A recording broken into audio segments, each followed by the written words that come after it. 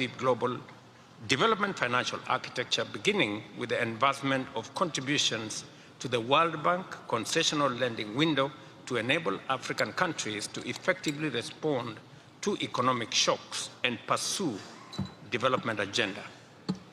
We are asking at this point Korea, working with other countries, to double its contribution to IDA and working with the International Monetary Fund to consider, despite these gains, African nations continue to struggle against a rising multitude of complex, interrelated challenges, which not only diminish our capacity to develop in accordance with our potential, they also actively undermine our investment and achievements.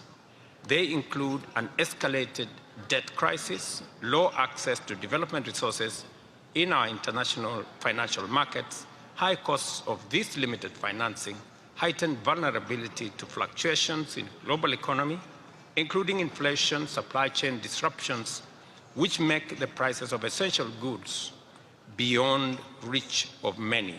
Geopolitical crises and negative impacts of climate change have also made significant contribution to this situation. These challenges underscore the urgent need for a more equitable and inclusive global development financial architecture, beginning with the advancement of contributions to the World Bank concessional lending window to enable African countries to effectively respond to economic shocks and pursue development agenda. We are asking at this point Korea, working with other countries, to double its contribution to IDA and working with the International Monetary Fund to consider channeling special drawing rights to the Africa Development Bank so that we can access concessional development financing for African countries. The vision of the Korea-Africa Summit is to bring the inspiring precedent of the miracle of the Han River to bear on Africa's potential to generate shared prosperity for present and future generations. I therefore look forward with great anticipation to engaging in discussions focusing on the following areas. The first critical issue with high development potential and requiring attention is food security. Africa's rich natural resources and growing and increasing youth skilled population present a significant opportunity for growth in agriculture, industry, and trade. I applaud Korea's willingness to collaborate with Africa in enhancing food production.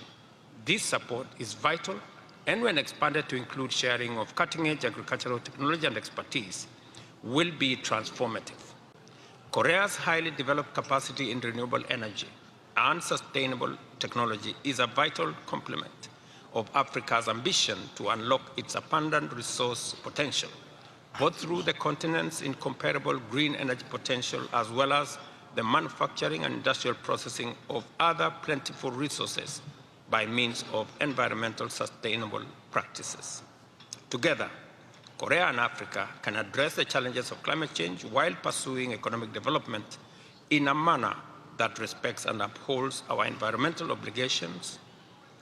Initiatives that promote green growth and sustainable practice within African countries are absolutely vital, and Korea's partnership cannot be overstated.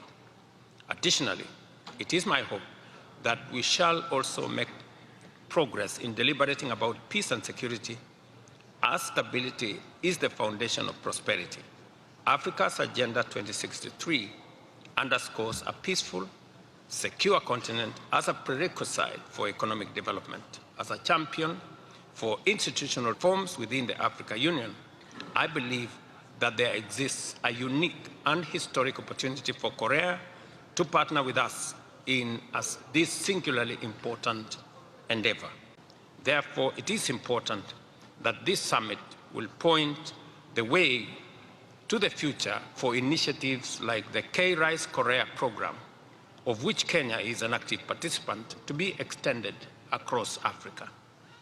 Such programs are not just about enhancing production, but are also about building capacity and transferring technology to promote sustainability and resilience, especially in the light of escalating threat of global climate change. Secondly, I'm optimistic that a primary area of focus in our deliberations shall be science and technology. To be effective and sustainable, a repositioned partnership between Korea and Africa must be intentional in harnessing the potential of the fourth industrial revolution. Without a doubt, Korea's impressive advancement of ICT, and especially in the fields of robotics, biotechnology, artificial intelligence, and quantum computing, can enhance Africa's capacity to undertake successful economic transformation. I therefore call for a significant enhancement of technology transfer and knowledge exchange in order to empower our youth and spur inclusive economic development. Increased involvement of the private sector from both regions through investment will stimulate growth, create jobs, and foster innovation.